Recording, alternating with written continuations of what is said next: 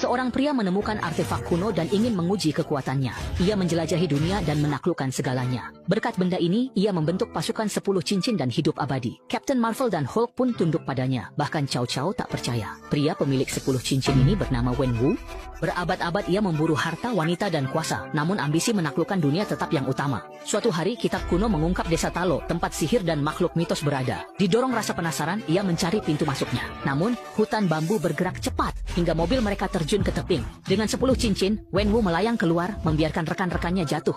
Setelah menembus hutan bambu lebat, ia bertemu wanita anggun berpakaian hijau. "Di mana pintu masuk Talo?" tanyanya. "Desa kami tidak menerima tamu," jawab wanita itu. Wenwu yang telah berperang ribuan tahun baru kali ini melihat seseorang berani bersikap tidak sopan padanya. Namun, wanita di depannya jelas bukan orang biasa. Saat Wenwu mengerahkan seluruh kekuatan 10 cincinnya, wanita itu justru dengan mudah melumpuhkannya hingga tak berdaya. Saat itulah ia memahami bahwa di antara langit dan bumi masih ada cinta sejati. Setelah pertarungan sengit tersebut, Wenwu pun dibuat tidak berdaya seperti anjing yang basah kuyup.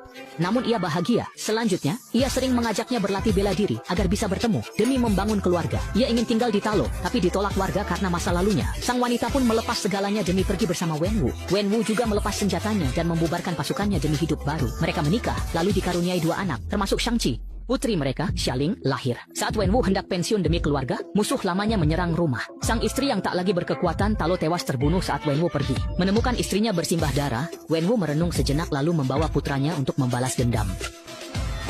Aduh. Wenwu dengan mudah mengalahkan semua orang yang ada di tempat itu. Namun dalang utama di balik kejadian itu sudah lama melarikan diri, sehingga ia menetapkan aturan untuk putranya, hutang darah dibayar darah. Sejak itu, Wenwu ia melatih putranya jadi pembunuh dan memanggil guru untuknya. Tangan kecilnya berdarah, dipukul tongkat hingga fajar. Ia ingin putranya menggantikannya dan membalas dendam ibunya. Putrinya, Xialing, diam-diam ikut berlatih. Akhirnya saat berusia 14 tahun, Wenwu menemukan musuhnya dan mengutus Shang-Chi menuntaskan tugasnya. Namun ia tak kembali. Bertahun kemudian ia jadi juru parkir dan berteman dengan Kati. Tapi, kenapa pria santai ini diincar orang bertangan satu? Lengan pria kekar itu memanjang, menebas kepala Shang-Chi. Usai menghindar, pedang lawan menembus sasis dan memutus rem hingga bus meluncur ke lereng. Shang-Chi pun lincah menghindar dan sigap memakai buku untuk bertahan. Namun, pedang api pria itu mampu membelah bus. Shang-Chi pun unjuk gigi dan melawan sekuat tenaga.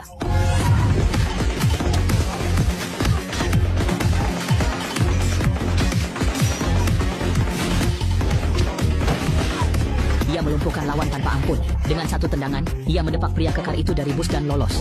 Shang-Chi lalu sadar, liontinnya hilang.